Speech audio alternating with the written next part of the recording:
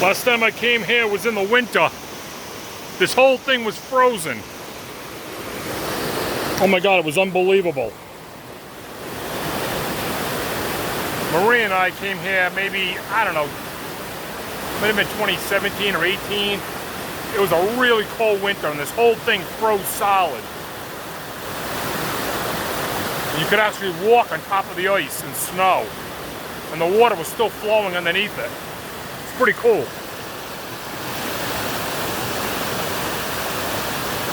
I came here once another time after a heavy thunderstorm.